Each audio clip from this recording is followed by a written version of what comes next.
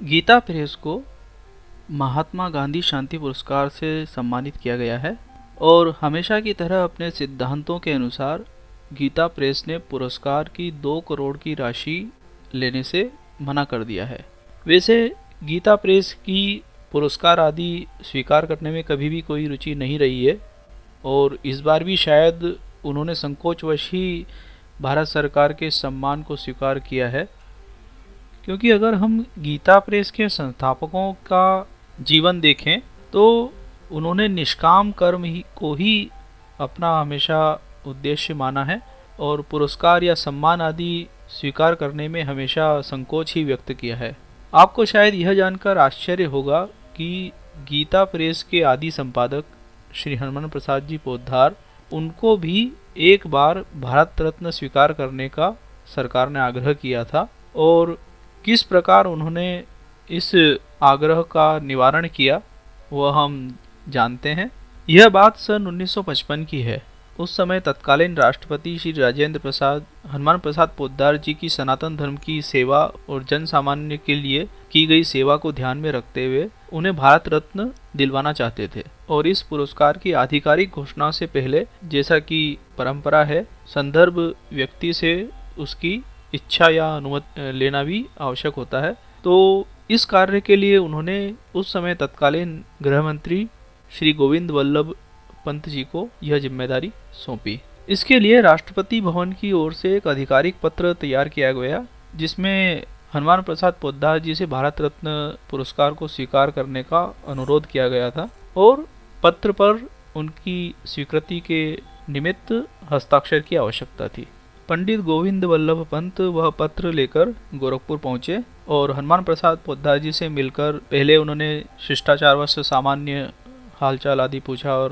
बाकी उन्होंने उनसे चर्चा की और चर्चा के बीच में उन्हें एक समय जब प्रसन्न देखकर उन्होंने जेब से वह पत्र निकाला और भाई जी के आगे वह पत्र रख दिया। पत्र में क्या निवेदन है यह भी उन्हें बताया और साथ ही उनकी कलम उन्होंने अपने हाथ में ले ली और कह दिया कि स्वीकारोक्ति के साथ साथ यह कलम में प्रसादी रूप में अपने पास रखूंगा। हनुमान प्रसाद पोद्दार जी ने वह पत्र पढ़ा और बड़े ही विनम्र स्वर में पंडित गोविंद वल्लभ पंत जी से कहा कि आप यह कलम रखना चाहते हैं तो अवश्य रखिए, मुझे बड़ी खुशी होगी, लेकिन भारत रत्न स्वीकार करने में मेरी सहमति नहीं है। गोविंद वल्लभ पंत जी ने जब उनसे आग्रह किया और डॉक्टर राजेंद्र प्रसाद जी की मंशा बताई तो भाई जी ने बड़े ही करुण स्वर में कहा कि डॉक्टर राजेंद्र बाबू के प्रति मेरी बड़ी गहरी श्रद्धा है और उनके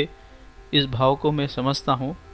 लेकिन हाथ जोड़कर विनती करता हूँ कि यह पुरस्कार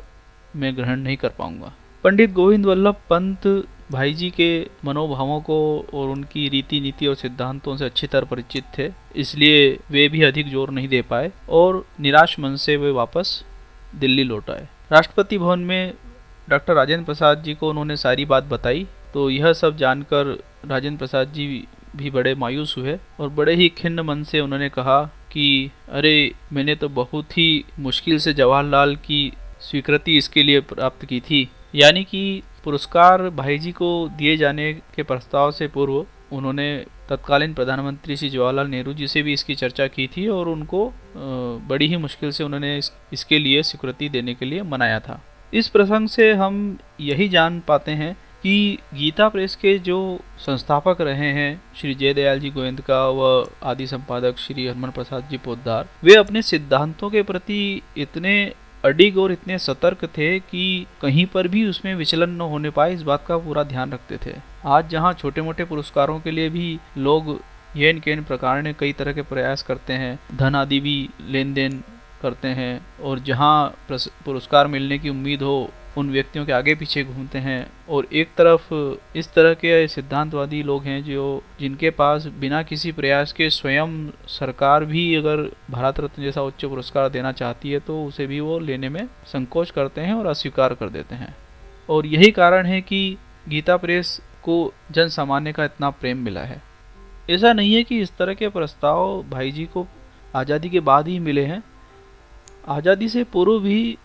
सन 1935 में जब गोरखपुर में बाढ़ आई थी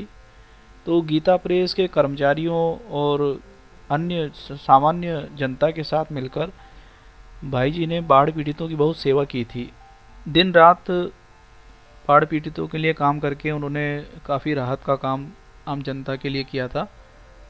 उदाहरण के लिए करीब 6000 लोगों का बाढ़ पीड़ितों का खाना प्रतिदिन गीता प्रेस और उसके सहयोगियों के द्वारा बनता था और उसको फिर बाढ़ पीड़ितों में वितरित किया जाता था। उनकी ऐसी ही सेवा से प्रभावित होकर उस समय के तत्कालीन अंग्रेज कलेक्टर और गोरखपुर की नगर पालिका के मेयर, उन्होंने भाई जी को राय बहादुर की उपाधि देने का प्रस्ताव रखा।